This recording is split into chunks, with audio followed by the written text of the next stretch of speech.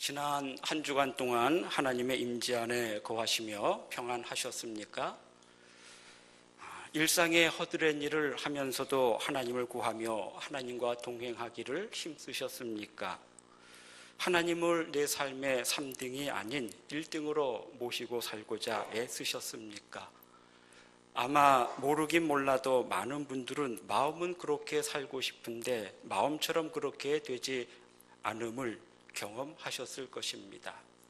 마음은 믿음으로 살고 싶고 하나님과 동행하고 싶고 하나님을 내 삶의 1등으로 모시고 살고 싶은데 믿음이 약해서, 의지가 약해서, 혹은 은혜를 받지 못해서 그런지 어떻든 마음처럼 생각처럼 그렇게 잘 되지 않는 것이 우리의 현실입니다.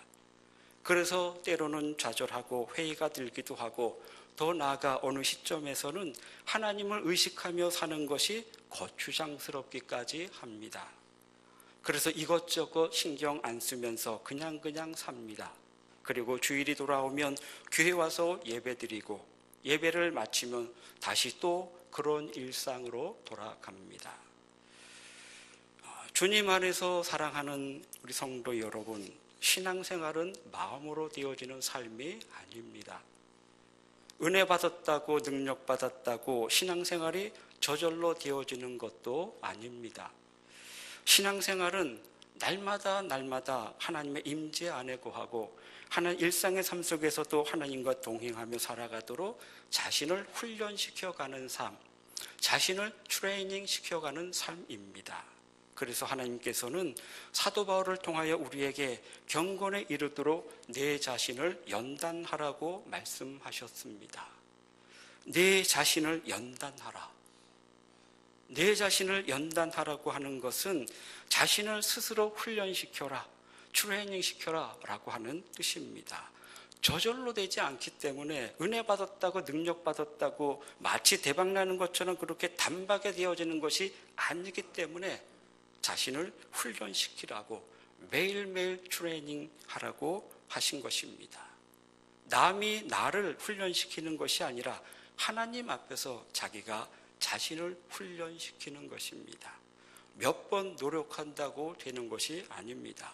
실패하지만 그래도 경건하게 살고자 힘쓰는 것, 이것이 바로 신앙생활입니다.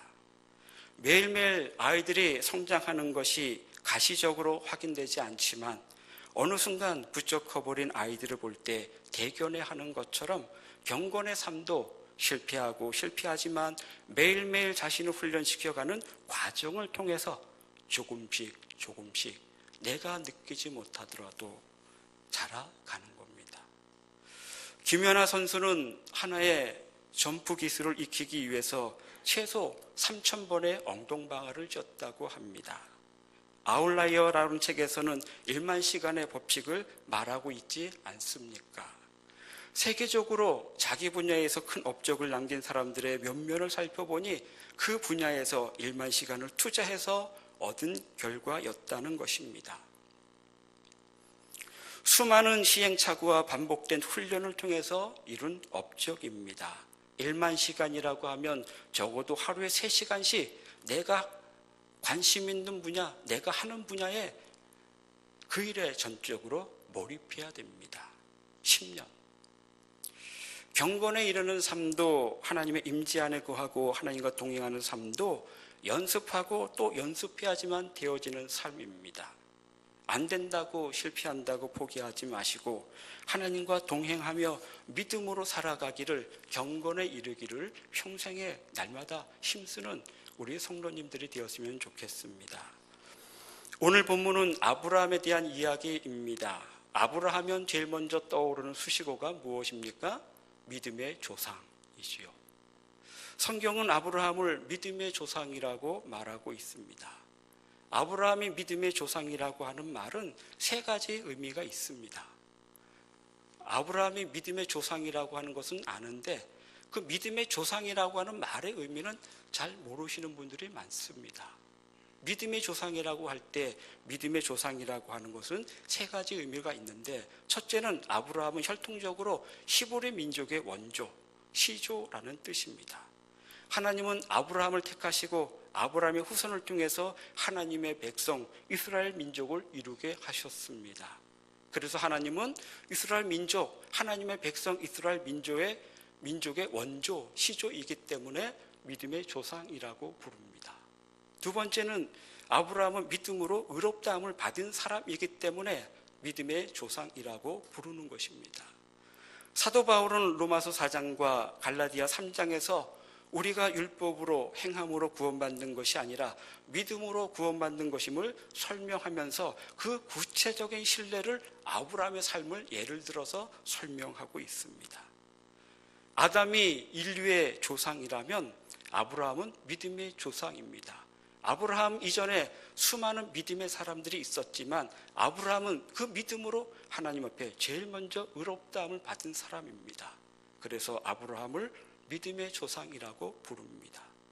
세 번째 뜻은 믿음의 조상이라고 하는 것은 믿음으로 산 사람들의 교과서다라고 하는 뜻입니다. 다윗이 우리에게 어떻게 사는 것이 하나님 마음에 맞는 사람의 삶인지를 보여준다면 아브라함은 어떻게 사는 것이 믿음으로 사는 삶인지를 우리에게 보여줍니다. 지금 김연아 선수는 현역에서 은퇴했지만 전문가들은 여전히 김연아 선수의 그 점프 기술을 점프의 교과서라고 부릅니다. 그래서 수많은 선수들이 그 점프를 따라하고 배우려고 합니다. 교과서이니까. 아브라함은 믿음으로 살고자 하는 우리에게 일종의 교과서와 같은 인물입니다. 우리가 믿음으로 살고 싶다면, 여러분이 믿음으로 살고 싶다면 그러면 성경에 수많은 인물들이 있지만 아브라함의 삶을 깊이 관찰하시고 묵상하십시오. 아브라함의 삶을 통해서 구체적으로 믿음으로 사는 삶의 원리와 그 모습을 발견하실 것입니다. 아브라함은 믿음의 조상입니다. 그런데 아브라함을 믿음의 조상이라고 부르지만 사실 아브라함은 처음부터 믿음의 조상으로 태어난 사람은 아닙니다. 요즘 말로 믿음의 금수저로 태어난 사람이 아니라는 것입니다. 태어날 때부터 믿음이 좋았던 사람이 아니고 태어날 때부터 믿음의 조상이 될 자질을 갖춘 사람이 아니라고 하는 거예요. 아브라함은 원래 갈대아 우르 출신이었고 그의 조상은 대대로 우상 만드는 일을 가업으로 하는 집안이었습니다. 그런데 어느 날 여호와라고 하는 신이 꿈속에 나타나서 아브라함에게 말합니다. 내가 너로 큰 민족을 이루고 내 이름을 창대하게 해주고 복을 주시겠다 약속하시면서 본토 친척 아비집을 떠나라고 말씀하십니다. 아브라함은 갈 바를 알지 못했지만 하나님의 약속을 붙잡고 본토 친척 아비집을 떠나 마침내 가나안 땅에 도착합니다. 그의 나이 75세 때였습니다. 아브라함이 가나안 땅에 정착한 지 10년이 지나도록 큰 민족을 이루겠다고 약속하신 하나님의 약속은 지켜지지 않았습니다. 지켜지기는커녕 아브라함은 단 한 명의 자녀도 얻지 못했습니다. 그러자 참다 못한 그의 아내 사레가 아브라함에게 자기의 몸종 하갈을 통해 자녀를 낳자고 제안하여 그의 나이 86세에 마침내 아들 이스마엘을 얻었습니다. 그런데 하나님은 그 일에 대하여 옳다 그르다 말씀하지 않으시고 침묵하셨습니다. 몇 년 동안 침묵하셨을까요? 13년 동안 침묵하셨습니다. 이 이야기는 창세기 16장에 자세히 기록되어 있습니다. 그래서 16장과 17장을 바뀌는 한 문장 속에서 무려 시간은 13년이나 지나갑니다. 창세기 16장 마지막 절 16절은 이렇습니다. 하갈이 아브라함에게 이스마엘을 낳을 때에 아브라함이 86세였더라. 그러면서 17장 1절은 이렇게 시작됩니다. 아브라함이 99세 때 여호와께서 아브라함에게 나타나서 그에게 이르시되 86세에 이스마엘을 낳은 이후로 하나님께서 아브라함이 99세가 될 때까지 침묵하시고 그에게 나타나지 않으셨습니다. 창세기 17장은 아브라함이 하갈을 통해서 이스마엘을 낳은 지 무려 13년 만에 아브라함의 나이 99세 때 하나님께서 다시 아브라함에게 찾아오심으로 시작됩니다. 하나님은 아브라함을 찾아오셔서 아브라함을 처음 부르실 때 주셨던 약속을 상기시키면서 이렇게 말씀하셨습니다. 내 언약이 너와 함께 있으니 너는 여러 민족의 아버지가 될지라. 4절입니다. 이어서 아브라함의 이름을 아브라함으로 바꾸어 주셨고 그의 아내 사레도 사라로 이름을 바꾸어 주셨습니다. 하나님은 계속 아브라함에게 이렇게 말씀하셨습니다. 오늘 본문 15절과 16절입니다. 하나님이 또 아브라함에게 이르시되 내 아내 사레는 이름을 사레라 하지 말고 사라라 하라. 내가 그에게 복을 주어 그가 내게 아들을 낳아주게 하며 내가 그에게 복을 주어 그를 여러 민족의 어머니가 되게 하리니 민족의 여러 왕이 그에게서 나리라. 하나님께서 아브라함에게 내가 그에게 복을 주겠다. 내가 하나님이 그에게, 그가 누구죠? 사라에게 복을 주겠다. 복을 주셔서 사라가 내게, 아브라함에게 아들을 낳아주게 하겠다. 약속하셨습니다. 하나님의 이 약속의 말씀을 들은 아브라함은 어떻게 반응했습니까? 아멘, 할렐루야 반응했을까요? 이 약속의 말씀을 들은 아브라함의 반응이 17절에 이렇게 기록되어 있습니다. 아브라함이 엎드려 웃으며 마음속으로 이르되 100세 된 사람이 어찌 자식을 낳을까? 사라는 90세니 어찌 출산하리요 하고. 하나님의 음성을 듣고 하나님의 약속을 들은 아브라함의 첫 번째 반응이 무엇입니까? 엎드렸습니다. 말씀하시는 하나님 앞에 그 하나님을 존경하는 의미로 그는 엎드렸습니다. 그러나 속으로는 그의 반응이 어떠했습니까? 웃으며. 겉으로는 하나님이 말씀하시니까 엎드려 경배하며 존중하는 표시를 했지만 속으로는 웃었다고 합니다. 여기서 웃었다라고 하는 말은 히브리어로는 짜하크라고 하는 말입니다. 비웃다, 조롱하다, 농담하다라는 뜻입니다. 하나님의 약속의 말씀을 들으면서 말씀하시는 하나님 앞에 외적으로는 경배하며 존중의 표시를 했지만 말씀을 듣는 그의 마음은 비웃은 거예요. 말씀하시는 하나님을 조롱한 것입니다. 하나님의 말씀을 농담으로 여긴 겁니다. 왜 그렇죠? 그의 나이가 100세이고 그의 아내 사례가 90세이기 때문에 그렇습니다. 겉으로는 네 했지만 속으로는 하나님의 약속을 믿지 않은 것입니다. 왜 아브라함이 전능하신 하나님께서 하시는 말씀을 믿지 않았을까? 자기가 생각할 때 그 일은 불가능하기 때문에 그렇습니다. 왜 불가능한 것입니까? 자신의 나이는 100세이고 사라의 나이는 90세라는 것입니다. 그리고 아브라함은 그 사실을 하나님 앞에 강조합니다. 내 나이 100세, 내 아내는 90세입니다. 어떻게 아들을 낳을 수 있겠습니까? 인간적으로 볼 때 불가능한 것이죠. 확률을 따져도 도저히 있을 수 없는 일입니다. 상식으로도 이해가 되지 않습니다. 100세의 노인이 아들을 낳는 것이 이해가 됩니까? 납득되십니까? 그러면서 100세의 아들을 낳으면 오히려 기쁘기보다는 큰 짐이 될 뿐입니다. 평안하고 안정된 삶이 깨지기를 원하지 않았기 때문에 믿고 싶지 않은 것입니다. 이스마엘이 태어난 이후 13년 동안 모든 것이 평안하고 모든 것이 안정된 삶을 살아왔는데 이 나이에 새 아이를 주신다라고 하면 그 아이는 복이 아니라 큰 짐이요 골칫거리 뿐입니다.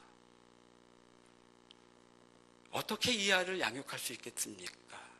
그래서 아브라함은 하나님께 이렇게 대답합니다. 오늘 본문 18절입니다. 아브라함이 이에 하나님께 아뢰되 이스마엘이나 하나님 앞에 살기를 원하나이다. 이스마엘이나 하나님 앞에 살기를 원하나이다. 하나님의 약속이 이루어지면 오히려 더 불편할 것 같습니다.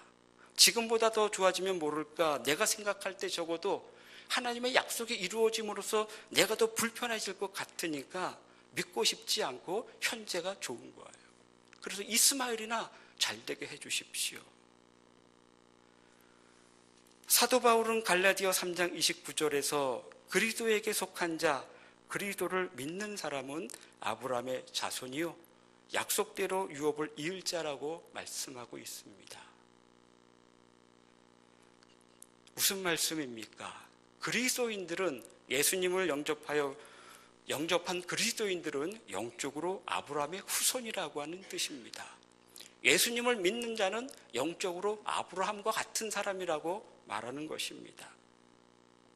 실제 아브라함과 예수님을 믿음으로 영적으로 아브라함이 된 우리 사이에는 시간의 간격이 무려 4,000년의 간격이 있지만 하나님의 말씀을, 하나님의 약속에 반응하는 모습은 아브라함이나 우리나 똑같지 않습니까? 오늘날 많은 그리스도인들이 아브라함과 같은 똑같은 이유로 여전히 겉으로는 하나님의 말씀을 존중하는 것 같고 하나님을 존중하며 경배하는 것 같지만 속으로는 하나님의 약속을 믿지 않는 것이 우리의 모습 아닌가요? 아브라함만 믿지 않는 것이 아니라 오늘 우리도 아브라함처럼 이런저런 이유를 대면서 하나님의 약속을 믿지 않습니다. 지금도 사람들이 하나님의 약속을, 하나님의 말씀을 믿지 않는 이유가 무엇입니까? 하나님의 약속이 이루어지는 것이 불가능한 일이라고 생각하기 때문에 그렇습니다. 가능하지 않다는 것이지요. 사람들은 가능성이 없으면 믿지 않습니다. 확률이 낮아도 믿지 않습니다. 예수님의 부활을 믿지 못하는 이유가 무엇입니까? 죽은 자가 살아난다는 것이 그게 가능한 일입니까? 확률적으로 그게 가능한 일입니까? 가능하지 않으니까 믿지 않는 것입니다. 처녀가 아들을 낳는 것이 믿지 못하는 이유가 무엇입니까? 그것은 확률적으로도 있을 수 없는 일이고 가능하지 않기 때문에 믿지 않는 것입니다. 죽은 자가 살아나는 것이나 처녀가 잉태하여 아들 메시아를 낳는 것이나 우리가 생각할 땐 도저히 가능한 일이 아니기 때문에 확률적으로 따져도 불가능한 일이기 때문에 믿지 않습니다. 로또에 당첨될 확률이 얼마나 되는지 아십니까? 로또 1등에 당첨될 확률이 800만 분의 1이라고 합니다. 800만 분의 1이라고 하는 것은 800만 명이 로또 복권을 사면 그 중에 한 사람이 당첨된다는 거예요. 그래도 여전히 수많은 사람들이 로또를 삽니다. 그 800만 분의 1의 가능성을 믿기 때문에. 그런데 예수님이 부활하셨다라고 하는 것은 800만 분의 1의 가능성도 없기 때문에 믿지 않습니다. 처녀가 잉태하여 메시아를 낳는 것도 확률이 800만 분의 1 정도도 되지 않기 때문에 믿지 않는 거예요. 800만 분의 1의 확률만 있어도 사람들은 기꺼이 자기 주머니를 열어서 로또를 사는데 불가능한 것이죠. 그래서 믿지 않습니다. 상식적으로도 이성적으로도 납득되지 않기 때문에 믿지 않습니다. 사랑하는 교회 여러분, 믿음은 가능성 때문에 믿는 것이 아닙니다. 믿음은 이해되기 때문에 믿는 것도 아닙니다. 믿음은 가능성과 확률에 근거하지 않습니다. 믿음은 우리의 이해 여부에도 근거하지 않습니다. 믿음은 가능성이 없어도 이해되지 않아도 하나님을 신뢰하기 때문에 그분의 말씀과 약속을 믿기 때문에 믿는 겁니다. 병원에 가고 은행에 돈을 맡기고 버스를 타고 비행기를 타는 이유가 무엇입니까? 은연중에 그것을 신뢰하기 때문에 그래요. 내가 다니는 병원, 나를 진료하는 의사를 신뢰하기 때문에 내 생명을 맡깁니다. 아무 알지도 못하는 버스기사에 우리의 몸을 맡기고 비행기에 우리의 몸을 맡깁니다. 생명을 맡기는 거죠. 그런데 그렇게 여러 가지로 우리의 생명과 재산들을 다 맡기면서도 하나님의 약속을 믿지 못하기 때문에 하나님께 자신의 삶은 맡기지 못합니다. 그저 엎드려 경배만 할 뿐입니다. 사실 우리가 신앙생활하면서 살아가면서 이해되지 않는 일이 얼마나 많이 일어나는지 모릅니다. 저도 목사이지만 정말 이해되지 않는 일이 너무나 많습니다. 어떨 때는 너무 이해가 되지 않아서 화가 날 때도 있고 하나님께 따지고 싶을 때도 있습니다. 우리 교회 성도님 중에는 정말 하나님을 사랑하고 믿음도 참 좋은데 경제적으로 넉넉하지 않아서 마음만큼 헌금을 드리지 못해 미안해 하시는 분들이 많습니다. 그런 분을 볼 때 하나님께서 왜 그런 분들의 믿음을 보시고 물질의 복을 좀 주시면 좋겠는데 왜 안 주실까? 아무리 믿음이 있고 하나님을 사랑해도 물질이 없으면 어떻게 드릴 수 있겠습니까? 알뜰살뜰 아끼고 절약해야 겨우 한 달을 생활할 수 있는 수입에서 어떻게 헌금을 드리고 물질로 봉사할 수 있겠습니까? 하나님께서 이렇게 믿음 좋으신 분들, 하나님을 정말 사랑하고 정말 하나님께서 물질의 복을 주시면 정말 하나님을 신실하게 잘 섬길 수 있는 그런 분들에게 물질의 복을 좀 주시면 좋겠습니다. 하나님께서 물질의 복을 좀 주시면 물질로도 많이 봉사하실 텐데 왜 하나님은 믿음 좋은 분들에게 물질의 복을 주시지 않는지 모르겠습니다. 그래서 솔직히 이해가 되지 않습니다. 또 어떤 분들은 건강이 좋지 않아서 몸으로 봉사하는 일이 정말 힘들어 하시고 그러면서 책임을 다하려고 아픈 몸을 이끌고 봉사하는 것을 볼 때 정말 마음이 안쓰럽습니다. 하나님께서 그런 분들에게 건강을 주시면 좋겠습니다. 그러면 정말 기쁨으로 몸이 으스러지도록 봉사하실 텐데 왜 건강을 안 주시는지 모르겠습니다. 하나님은 모든 것의 주인이시고 전능하셔서 얼마든지 물질도 주시고 건강을 주실 도 있잖아요. 많이 달라는 것도 아니고 주님을 섬기고 이웃에게 조금 나눠줄 수 있을 정도로만 주시면 좋잖아요. 우리에게 건강과 돈은 이 땅에서 살아가는 동안에 꼭 필요한 것 아닙니까? 그러나 하나님은 모든 것의 주인이시고 모든 것을 다 갖고 계시지만 정작 하나님에게는 건강도 돈도 필요 없는 분 아닙니까? 그 필요 없는 거 다 갖고 계시면서 뭐 이렇게 인색하셔서 안 주시는지 솔직히 말하면 이해되지 않을 때가 많습니다.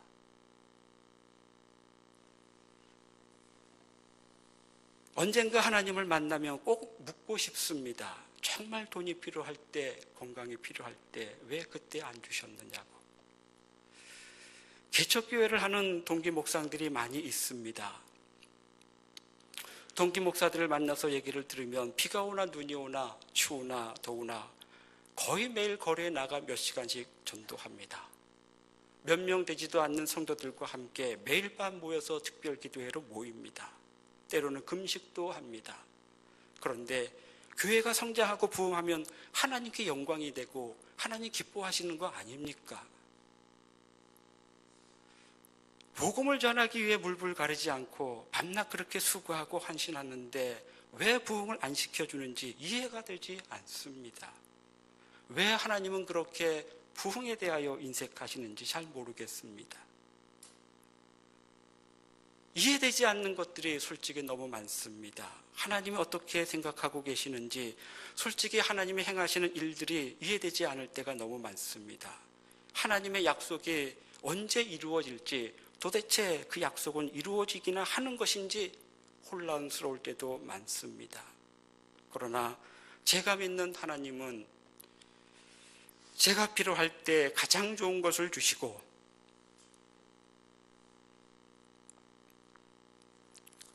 꼭 필요한 것을 아낌없이 부족함 없이 넘치도록 채워주시는 분임을 믿기에 이해되지 않지만 하나님을 신뢰하고 현재의 모습에 현재의 삶에 감사드릴 뿐입니다. 세상은 가능성이 없으면 그래서 불가능하면 믿지 않습니다. 이해되지 않는다고 믿지 않습니다. 세상은 철저하게 가능성과 확률과 이해에 근거하여 희망을 품고 희망을 발견하지만 믿음의 삶은 가능성이 없더라도 확률이 제로라도 이해되지 않더라도 희망의 근거를 하나님의 약속 위에 두는 삶입니다. 구약에서 희망이라고 하는 말은 카바라고 하는 말입니다. 기다리다, 기대하다. 그런데 그냥 기다리고 기대하는 것이 아니라 인내하며 참을성 있게 기다리다, 기대하다라는 뜻입니다. 신약에서 희망이라고 하는 말은 헬라어 엘피스인데 그 동사는 엘피조입니다. 믿다, 확신하다, 신뢰하다라는 뜻입니다. 신구약 성경에서 말하는 희망이란 무엇입니까? 희망은 하나님의 약속이 이루어지기를 참으며 인내하며 기다리면서 하나님을 신뢰하는 것이 희망이라고 말하고 있습니다. 하나님은 약속을 반드시 이루어 주시는 분입니다. 하나님은 아브라함은 사라가 아들을 낳는 것이 불가능한 일이라서 믿지 않았지만 하나님은 그 약속을 내년에 반드시 이루시겠다고 말씀하십니다. 그러면서 아들을 낳을 것인데 그 아들을 이름을 이삭이라고 지으라고 명령하셨습니다. 이삭은 웃음이라고 하는 뜻입니다. 하나님의 약속이 성취되는 것을 보고 아브라함이 웃게 될 것이라고 하는 의미입니다. 지금도 하나님은 영적 아브라함인 우리들에게, 영적 아브라함의 후손 우리들에게 그리스도를 통하여 부활과 영생을 약속하시며 수많은 약속을 우리에게 주셨습니다. 요한복음 11장 25절 26절입니다.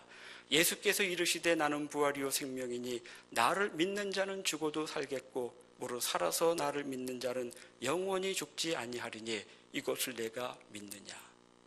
예수님을 믿는다고 장차 죽음에서 부활하여 영원한 생명을 누리는 것이 가능한 일입니까? 요한복음 8장 21절입니다. 진실로 진실로 내게 이르노니 사람이 내 말을 지키면 영원히 죽음을 보지 아니하리라. 예수님을 믿는다고 영원히 죽음을 보지 않는 삶을 산다는 것이 가능한 일입니까? 요한일서 1장 9절입니다. 만일 우리가 우리의 죄를 자백하면 그는 미쁘시고 의로우사 우리 죄를 사하시며 우리를 모든 불의에서 깨끗하게 하실 것이요. 단순히 자기 죄를 고백한다고 용서받는다라고 하는 것이 말이나 되는 소리입니까? 이해되지 않지만 하나님의 약속이기 때문에 믿는 것입니다. 저는 여호와를 경외하며 그의 길을 걷는 자마다 복이 있고 내 손이 수고한 대로 먹을 것이라고 내가 복되고 형통하리라는 시편 28편을 통하여 주시는 하나님의 약속을 믿습니다. 하나님을 경외하는 자에게 신령한 복과 땅에 기름진 복을 주실 것을 믿습니다. 그러나 하나님의 약속이 반드시 나의 시간 안에서만 이루어지기를 고집하지는 않습니다. 왜냐하면 내가 어려서부터 늙기까지 의인이 버림을 당하거나 그의 자손이 걸식함을 보지 못했다는 시인의 고백을 믿기 때문에 그렇습니다. 하나님은 약속을 반드시 이루시는 분입니다. 하나님의 약속이 나의 생전에 성취되기도 하지만 내 생전에 성취되지 않는다고 실망하지 않을 것입니다. 왜냐하면 하나님은 내 당대에 하나님을 경외하는 자에게 약속하신 복을 내가 내 당대에 누리지 못한다 할지라도 저의 아들에게, 우리 아들이 아니면 그의 아들의 아들에게, 후손들에게 여호와를 경외하는 자에게 복을 주시겠다고 하는 약속을 이루실 것을 믿기 때문입니다. 하나님의 행하시는 일은 이해되지 않더라도 하나님의 약속이 내가 원하는 때 이루어지지 않더라도 안달하지 않을 것입니다. 그저 하나님의 선하심과 신실하심만 믿을 뿐입니다. 지금 여러분의 삶에 희망이 있습니까? 희망이 보입니까? 혹 가능성이 없다고, 불가능하다고, 이해되지 않는다고 낙심하거나 절망하지 않습니까? 가능성에 근거하여 희망을 가지려고 하지 마십시오. 하나님의 약속을 믿음으로 붙잡고 약속을 따라가십시오. 하나님은 하나님의 선하심과 신실하심을 믿는 자에게 하나님 자신이 희망이 되어 주십니다. 삶의 희망이 보이지 않을 때 시인의 고백을 묵상하고 믿음으로 붙드십시오. 나의 영혼아 잠잠히 하나님만 바라라. 나의 소망이 그로부터 나오는도다. 나의 영혼아 잠잠히 하나님만 바라라. 무릇 나의 소망이 그로부터 나오는도다. 우리의 소망은 하나님을 신뢰하고 하나님의 약속을 믿음으로 붙잡을 때 그 안에서 하나님께서 우리의 희망이 되어 주십니다.